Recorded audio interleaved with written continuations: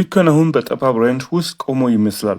አንዱ ትልቅ ክራሽ ይላሉ፣ ሌላው አዲስ ቡልራን ጀመረ ይላል። ግን እኔ መጀመሪያው ወደ $85,000 የሚሄድ ከፍተኛ ሀይ እጠብቃለሁ። ከዚያ በኋላ ግን ቢትኮይን በፍጥነት $60,000 በታች ሊወደቅ ይችላል። ለምን? በዚህ ቪዲዮ በዝርዝር እናያለን።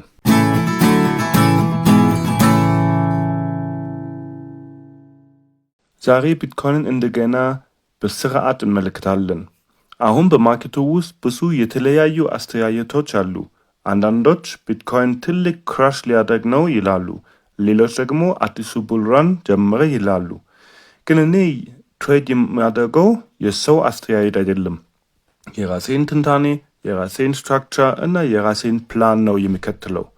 በቻርቱ ውስጥ ያለው ዋና ሁኔታ እስካልተቀየረ ድረስ ትንታኔን አልቀየርም። ቢትኮይን በአሁኑ ጊዜ በትንሽ ጠባብ ዋጋ ሬንጅ ውስጥ እየተንቀሳቀሰ ነው። ዋናው አስፈላጊ ቦታ በግምት በ73,500 እና $74,200 መካከል ነው። ይህ ማለት ማርኬቱ እስካሁን ግልጽ ውሳኔ አልወሰነም።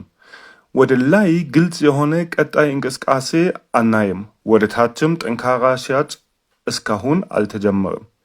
እንደዚህ ያሉ ጊዜያት በጣም አስፈላጊ ናቸው። ለምን? ከጥበብ ኮንሶሊዴሽን በኋላ ብዙ ጊዜ ጠንካራ እንቅስቃሴ ይመጣል። ግን ይህ እንቅስቃሴ ሁልጊዜ ወዲያውኑ በንጹህ መንገድ ወደ አንድ አቅጣጫ አይጀምርም። ብዙ ጊዜ መጀመሪያው ሊኩዊዲቲ ስዊፕ እናያለን። ይህ ማለት ዋጋው መጀመሪያው ከአንድ ከፍተኛ በላይ ወይም ከአንድ ዝቅተኛ በታች ያለውን ሊኩዊዲቲ ይወስዳል። ከዚያ በኋላ ነው ዋናው እንቅስቃሴ የሚጀምረው።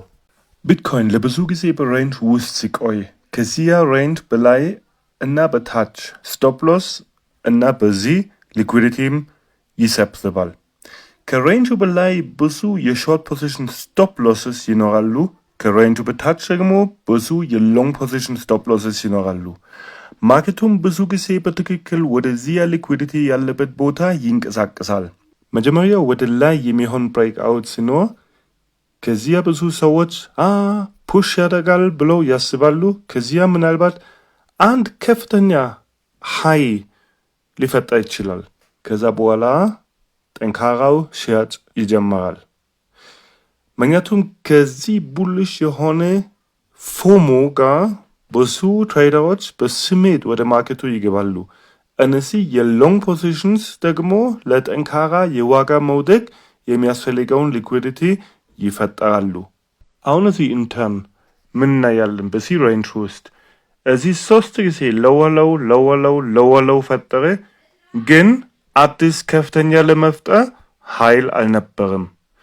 እኛ ደግሞ እዚህ ላይ ብዙ እንደዚህ እናያለን በደንብ።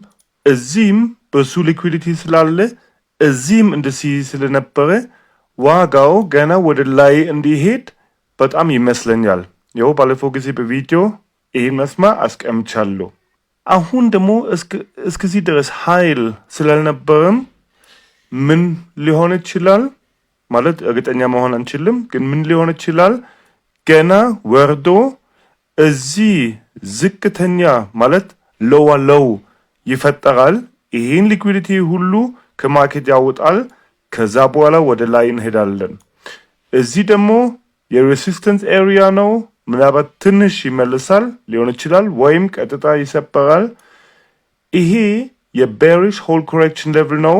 ሪያክሽን ወደ ታች ሊኖር ይችላል። ግን ዋና ነገር አጠቃላይ እስከዚህ ድረስ እንደሚሄድ ገና ለኔ ይመስላል። ይህን ሊኩዊዲቲ ሁሉ አውጥቶ ምናልባት እዚህ ኤሪያ ማለት ከ83,000 አካባቢ እስከ 85,000 አካባቢ ገና ልንደርስ ይችላል።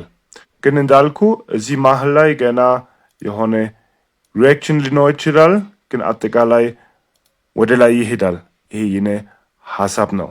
በነገራችን ላይ ስለ ሊኩዊዲቲ፣ ስለ ማርኬት ስትራክቸር ምናምን በደንብ መማር ከፈልጋችሁ በእኔ ቻናል ላይ በነጻ የትምህርት ቪዲዮዎች ይኖራሉ። በቪዲዮ ዲስክሪፕሽን ታች ሊንክ ለናንተ ሰርቻለሁ። አጠቃላይ እስከዚህ ላይ ድረስ ይሄዳል ብዬ አስባለሁ።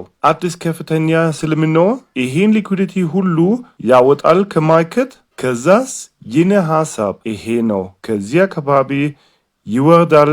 እዚህ አካባቢ ያለው ሊኩዊዲቲ ሙሉ በዚህ እናወጣለን። እስከ ድረስ እንዲወርድ ማንም አያውቅም። በዛን ጊዜ ሲወርድ አናላይዝ እናደርጋለን። የኔ ሀሳብ ደግሞ ብዙ ጊዜ በቪዲዮ ነግሬያለሁ። 48 እስከ 42 ወይም እስከ 40 ሺህ ድረስ ሊወርድ ይችላል። በደንብ የሚያውቅ ማንም የለም። በኮመንት ውስጥ ንገሩኝ። በቢትኮይን መጀመሪያው ምን ትጠብቃላችሁ? ወደ $85,000 የሚሄድ ፑሽ ይመጣል ወይስ ቢትኮይን በቀጥታ $60,000 በታች ይወርዳል? ማርኬቱን በስርዓት እና በጥልቅ መረዳት፣ መተንተን፣ መማር ከፈልጋችሁ ቻናሉን ሰብስክራይብ አድርጉ። እዚህ ሃይፕ አይደለም። እዚህ የምንሰራው እውነተኛ የማርኬት መረዳት ነው። እስከ ቀጣይ ቪዲዮ ድረስ መልካም ጊዜ።